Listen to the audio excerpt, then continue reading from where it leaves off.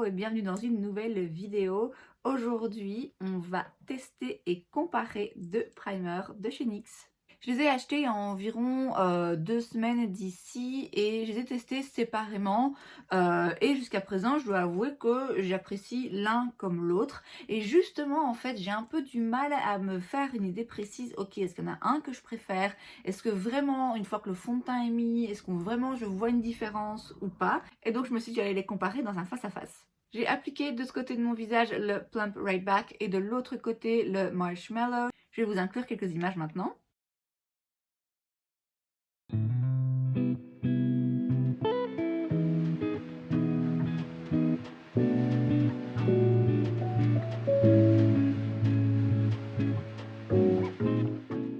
Alors de ce côté pour le Plump Right Back, c'est donc un sérum et une base repulpant, c'est fait avec un mix d'électrolytes, allez savoir. Alors ça dit la peau se sent et apparaît repulpée instantanément à utiliser seule ou avec du fond de teint. Et c'est vrai que ça a une texture un petit peu gélifiée comme ça, hydratante, très agréable, légère quand même, donc c'est pas quelque chose de crémeux et qui est trop lourd sur la peau. Et ça donne un effet vraiment, oui, repulpant, un aspect un peu juteux à la peau, je sais pas trop comment l'expliquer. C'est vrai que c'est très agréable. L'odeur et la texture, j'aime beaucoup pour le moment. Et de l'autre côté, on a le Marshmallow Primer. C'est fait avec de la racine de guimauve.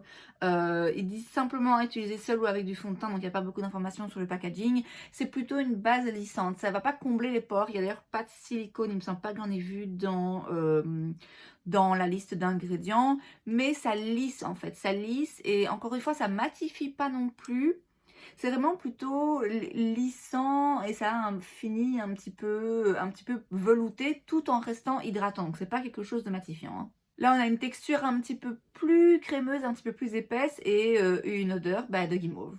Il est environ 1h30 de l'après-midi là, donc ça fait un peu plus d'1 heure que j'ai mis mon make-up. J'ai utilisé pour la plupart des produits donc sur mon teint, à part ces deux primers que je connais déjà, que je connais bien et que j'apprécie, comme ça je sais un petit peu comment ils réagissent à ma peau. Comme fond de teint, j'ai utilisé le Laura Mercier, c'est le fond de teint ultra longue tenue, mais comme d'habitude, je vais lister tous les produits que j'ai utilisés dans la barre d'infos. Et voilà donc, après, on va dire, ouais, environ 1 heure, à quoi ressemble mon maquillage. Donc de ce côté, on a le Plump Right Back. Et ici, c'est le Marshmallow Primer. On va donc faire un wear test sur toute la journée. J'ai prévu d'aller faire une marche, j'ai 2-3 petites choses à faire ici et là. Donc je reviendrai vers vous en début de soirée pour voir un petit peu, faire un check-up, voir où ça en est. Est-ce qu'on voit vraiment une différence entre les deux côtés de mon visage ou pas? Alors, on se retrouve un petit peu plus tard. Il est maintenant environ 19h30, donc ça fait un petit moment que j'ai le make-up. Comme c'était prévu, j'ai été faire une marche, je dirais d'environ 1h30.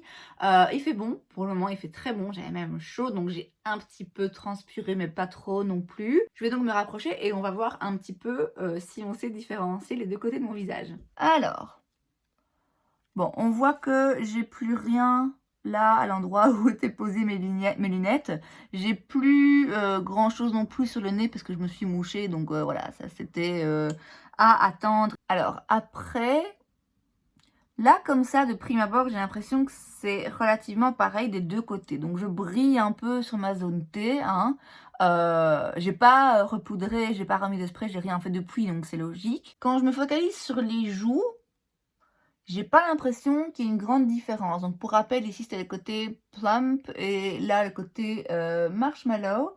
Et j'ai pas l'impression qu'il y ait une énorme différence en fonction de la joue. Pareil pour le front. On voit donc mes rides. Ici le fond de teint était un petit peu dedans, mais voilà, évidemment c'est normal. Et celui-ci, il est quand même, il reste correct. C'est aussi pour ça que je l'avais utilisé, parce que je sais que c'est pas un fond de teint qui va filer trop vite dans les plis. Alors, j'ai l'impression que ici, de ce côté-là, c'est un petit peu plus brillant, un petit peu plus juteux que de l'autre côté, qui est là un petit peu plus velouté. Pareil pour le front, mais il n'est pas impossible que ce soit dans ma tête, vu que j'ai mis deux primers et que je sais que je dois regarder la différence. C'est peut-être mon cerveau qui est en train de créer ça. Hallucination mise à part, vous remarquez quand même que la différence a priori est pas énorme. On peut donc en conclure que finalement ces 2 primers, même si en première application ils sont très différents, au fur et à mesure de la journée, après, 6 ou 7 heures, de maquillage, finalement il n'y a pas grande différence en fonction, duquel vous avez appliqué. Alors, est-ce que je vous recommande ces primers? Oui, tout à fait. Ce sont des bons produits, des bons primers. Chez l'un comme chez l'autre, j'aime l'odeur, la texture, l'expérience en fait de l'application. Vraiment, je trouve qu'ils sont très agréables à appliquer. En ce qui concerne la différence entre les 2 primers, je dirais que mon avis est le même que mon avis général sur les différences entre les primers. Il y a certains primers qui effectivement, aident la longévité du make-up, qui sont des bases agrippantes, qui vont vraiment faire que le make-up tient plus longtemps que si vous n'en avez pas mis. Il y a évidemment des grosses différences entre certains primers. Si vous mettez d'un côté un primer matifiant qui comble les pores et de l'autre un primer lumineux, glowy, hydratant et tout, effectivement, là, vous allez bien vite voir une différence entre les deux côtés de votre visage. Mais je dirais que bien souvent, quand il s'agit de primer, à moins que ce soit une formulation très très particulière, finalement, ils se valent un petit peu tous. Après, tout dépend aussi de votre peau et de ce que vous aimez comme maquillage, et de la façon dont votre peau réagit aux produits présents dans les primers. Mais je dirais que l'un ou l'autre, ça va pas faire une grosse différence en ce qui concerne la tenue de votre maquillage et l'aspect de votre maquillage sur le long terme. Donc moi, j'aime beaucoup ces primers, je vous les recommande, je peux pas vous dire lequel choisir, j'étais moi-même incapable de choisir, raison pour laquelle j'ai pris les deux.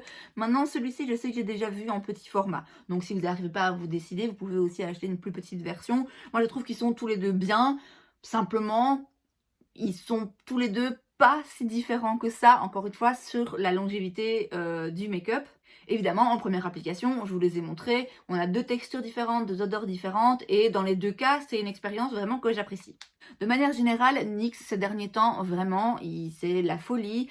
Pendant un moment, ils étaient un petit peu inexistants, hein. La marque était plus tellement visible, sortait plus vraiment grand-chose.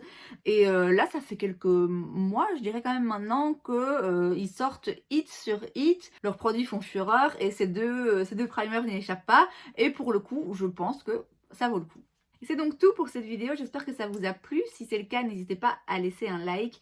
Vous pouvez aussi vous abonner à ma chaîne parce que c'est gratuit, donc pourquoi pas. Et moi, je vous vois la prochaine fois. Bye!